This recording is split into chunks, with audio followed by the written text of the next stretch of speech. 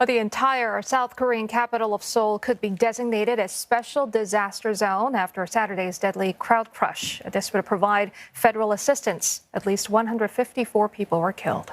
Among them, 26 foreigners from 15 countries. More than 100 people are injured. It is the country's worst national tragedy in nearly a decade since the Seoul ferry disaster.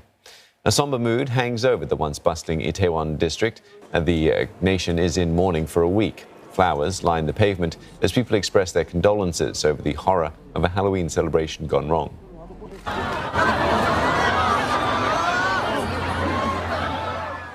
As many as 100,000 people had crammed into Itaewon for a party Saturday night, but the human wave turned into a deadly tsunami at 10:20 p.m.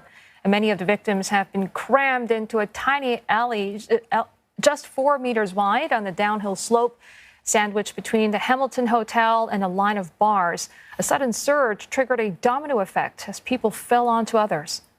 Soon, people were dragged out amid a desperate bid to resuscitate some of them. Questions are mounting over the security of Saturday night. Eyewitnesses describe a lack of crowd control. I think my friend said she saw one police officer in that crowd, or somebody that was pushing us, that we were stuck in for a minute. She said she saw one person yelling and trying to help the crowd, but in that huge mass of people, only one authority there trying to help us. Like, I didn't see him either. It's so easy to miss.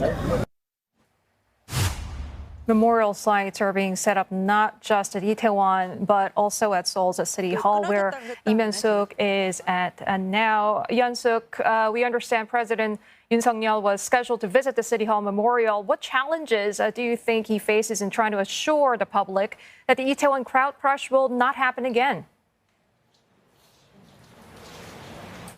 Well, yes, I am here at the Seoul City Hall Memorial site, and a few minutes ago, President Yoon Suk-yeol did come here together with the First Lady, Kim Gon-hee, to pay their respects here. He came here, he didn't say anything to the media, he just paid his respects and left. And in fact, there are other politicians and other leaders here who are slowly coming here to also pay their respects to those who died. Now, President Yoon Suk-yeol only came into office in May, and so this is a big challenge for him, and he hasn't even been in 1 year in office. And even now, there's a lot of criticisms against his administration as to why more was not done even before this accident. We know we just talked about the crowd control, but the police says that there were about 200 people deployed around that Yongsan district on that night, which apparently the police says was much higher than in the past. In the previous years during Halloween night, there were about 34 to 90 police deployed at that Itaewon district. And so having more than 100 was much more than in the previous years. However, many of those witnesses who were there say that even before the crowd started moving into Itaewon, the police should have been there to do something about the crowd control. Now, apart from that, the administration now also has been criticized by how it's been handling the victims' families, because apparently a lot of the victims' families have been telling the local media that they were worried about their sons and daughters, and when they heard about the accident at Itaewon, they started calling them and they couldn't get hold of them. And after they heard about the number of people who had died of more than 100, many of the family members were trying to find the victims, were trying to find their loved ones, but there was no place where they could go and see the list of names.